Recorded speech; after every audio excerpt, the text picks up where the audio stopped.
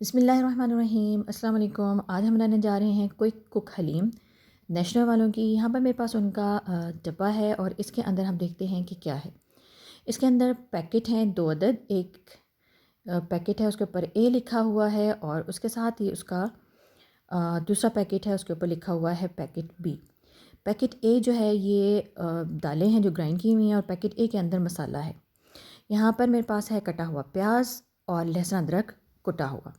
हमने लेंगे एक अदद बर्तन या देगची या कढ़ाई जिसमें भी बनाना चाहें, उसमें हमने ले लिया 1 कप ऑयल। उसके अंदर हमने डाल दिया है प्याज, उसको हमने कर लिया ब्राउन। ब्राउन करते ही हमने उसके अंदर ऐड कर दिया है लहसुन अदरक का पेस्ट और मसाला बी। हम इसके अंदर पैकेट बी यानी मसाला बी डाल के उसको भून लेंगे और उसके अंदर हम डाल देंगे बॉयल्ड चिकन। चिकन को हमने बॉयल करके उसकी बोटियाँ अलग कर ली थी।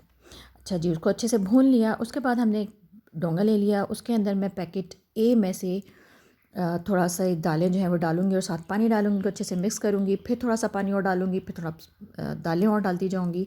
उनको अच्छे से हमने मिक्स करते जाना है। और जो भुनी हुई हमारे पास चिकन था, बॉइल्ड चिकन, ठीक है, उसके अंदर हमने ये सारी दालें जो हैं वो ऐड कर लेनी हैं। उनको अच्छे से हमने कर लेना है मिक्स।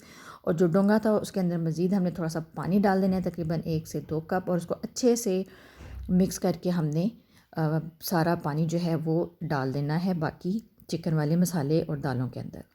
इसके बाद हमने इसको खूब अच्छे से पकाना है। इतना पकाना है कि जो पानी है वो पक कर, तकरीबन अगर हमने 4 कप पानी डाला था तो वो पक कर जो है वो 3 कप रह जाए और ख़ूब अच्छे से जो हलीम है वो गाढ़ी हो जाए और इसके जो चिकन है उसके रेशे रेशे बिल्कुल अलग हो जाए। तो लीजिए जनाब, हमारी जो हलीम है नेशनल की क्विक कुक हलीम।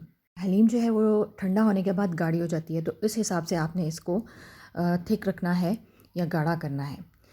उस हिसाब से कीजिएगा क्योंकि ये ठंडे होने के बाद गाढ़ी हो जाएगी। तो चलिए जी, हमारी ज़बरदस्त सी आज की रेसिपी कंप्लीट है। इसको आपने जो है वो सर्व करना है गार्निश करके ब्राउन प्याज के साथ। अदरक आपने बारीक लंबाई में काट लेना है और हरी मिर्चें लीमू के साथ और चाट मसाले के साथ आपने इसको सर्व करना है। साथ आप इसके साथ गर्मा गर्म नान मंगवा कर सर्व कर लीजिए।